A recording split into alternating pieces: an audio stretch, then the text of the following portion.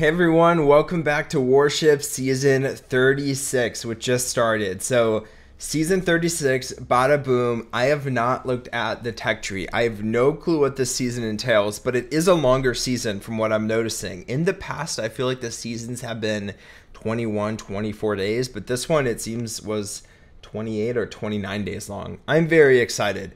Very, very excited. I always love the start of a Warship season, coming on at trying to figure out what kind of meta I want to do, and that's exactly what we're going to be doing today. So we don't have flares immediately. I think first order of business, let's get flares. I think med kits are better, and we're not going to have flares for a little bit. What are we going to do? So, you know, heavy is heavy rush, always a good combination. I feel like people... I guess there's flamethrowers, which can counter a heavy rush, but shock mines are going to hurt people rushing heavies for sure. I don't really know what the meta is, guys. I'm just trying to figure it out as we go. So I think I'm going to upgrade my riflemen a few times, gunboat once, just to get a little bit more of energy, even though I can't spend on anything. And then let's also upgrade our mines, because everyone's going to be using riflemen, so it would be nice if we were able to take down a lot of their troops. I'm guessing people won't really have flares right off the bat, so let's just do something like this. And then if they don't have flares, which I'm kind of assuming, we'll just space out our cannons and we'll get mines in here. So I want to place my mines pretty close to the beach and also on the walk up to the core, because I am a little bit worried about grenadiers using their shots to take down buildings. So I want to make sure that I'm not going to lose all of my mines to grenadiers, because grenadiers can deal a number. Okay, we have a few mines on the beach. I don't have flares. This is probably what you should be doing. Mines before the defenses. Let's just space out our troops, see what happens. I do have medkits, and I explicitly went for that instead of the mine, or sorry, instead of the shock mines, because I don't know. I feel like, oh frick, that is brutal. I feel like medkits are gonna be super helpful when I don't have flares like this. I would be screwed if I didn't have medkits. I do have medkits, so I was able to recover some of them, but I'm definitely going to rearrange my mines after this. Well, first I'll watch the opponent, see what the opponent does, but I think I'll probably want to rearrange. I don't really know, like, what this season is going to entail. Also, this video is coming out a few days after the season started, but yeah, this is going to be a pretty rough start to this season, I'm feeling like. He's going the all-grenadier route, which wouldn't do. I really wouldn't do that, because grenadiers are slow attackers. They can't target a building. They're just not what you want for warships. You need fast attackers. You need troops that can target buildings, and that's not what the grenadiers are. So I'm gonna do this upgrade because we're doing all riflemen, so it makes sense to do that. And I would love to max out my mines. Honestly, let's do it. Literally, almost, not literally, but almost double the amount of damage. That is great. And I do want to redesign my base here to make this a little bit rougher for people. So I'm gonna clump up my defenses just a little bit, and then on the way up I'm gonna just get an array of mines down. And I'm not really trying to do a pattern, but it's just somehow coming out, guys. So the only thing that can really hurt me, I'm just getting the sides fortified, because I know people are going to try to drop their troops on the side, and then they're going to walk up and hit all the mines on the way up. And to taunt people, let's just drop my gold statue down. Honestly, based on the amount of mines he has, I should probably have just tanked, because they're probably like 2 tiers of upgraded, so maybe like level 10 mines. I doubt they're going to deal too much. Yeah, they're not going to deal a lot. So, but this way they're going to split up a little bit more. They'll be able to target more ground. I'm just going to get medkits out. When I said at the beginning I don't have anything to spend my energy on, I completely blanked on the medkits. I have medkits. Medkits are great. I'm glad I have 8 more energy to start out each battle. So again, I think rushing for flares is going to be the move, because then I can flare to the defense or flare to the engine rooms and take them out faster. I also think that the heavy rush will be a meta, but you're going to get Zukas before you get heavies, which I like, because if you come across a base that you just can't heavy rush, it's nice to have that alternative where you can use a Ruka combination to take out the base. Again, another player loading up the Grenadier Riflemen. Grenadiers, not what you should be doing though. All right, let's jump right back into it. I always hate how long it takes to get chests at the start of the season, because you need to take down 4 bases of 2 engine rooms to get your first crate, and it takes a while. Each attack can take a couple minutes. Not for me. Each attack has taken 45 seconds, but it can take a while. So flamethrowers, obviously a good defense to combat riflemen, but medkits kind of counteract that. And I'm trying to think. I know that we've had pretty much every season so far, but honestly it's been a while since I remember a season where we get a gumbo ability that really helps counter something else going on. We have riflemen, flamethrowers target riflemen really, really well. Medkits kind of counter the flamethrowers, and I like that. I like the balance. Of course, there's only so many of those defenses, gumbo abilities that complement and contradict each other, so you can't really do that every season, but I like that. I like the play.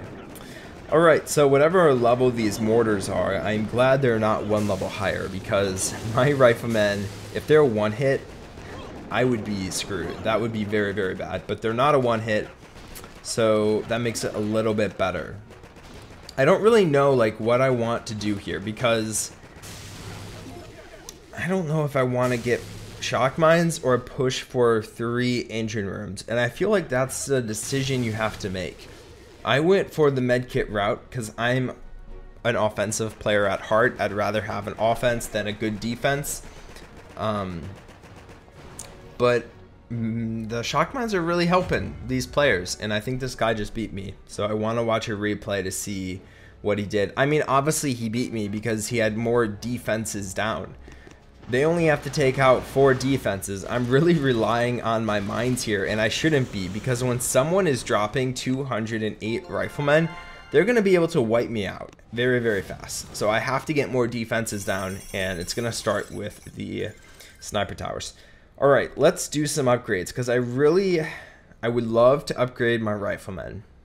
And honestly, like it's about like a 40% increase in damage per second, which is pretty good. Let's just do it. Let's just do it. Why not? And then we'll upgrade our flamethrowers. I probably shouldn't have done that, but I'm kind of glad I did. Again, I'm just dropping them in a line, because then all the riflemen, what we don't want is all the riflemen targeting different defenses and fanning out on my base, because then they're just going to destroy the defenses faster and get to the core. We want them to take a while to take out each defense. All right, this is going to be interesting. I'm kind of worried about these mortars.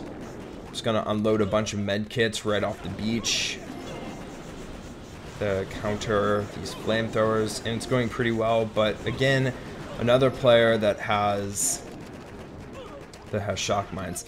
I don't think the shock mines are the issue. I really think that the reason the last guy beat me is simply because he had more defenses. I mean, it's more buffer buildings between you and the core, so obviously it's going to help. And that's kind of the decision you have to make each season, is do you want to try to get buffer buildings, or do you want to push for good offensive troop later on? Usually you want to push, because it's not a big deal if you lose a lot of attacks early on in the season. I feel like I have to say that every single season. I think this guy beat me. I don't remember my time, but he had a pretty good time as well. Okay, we just barely got the win out.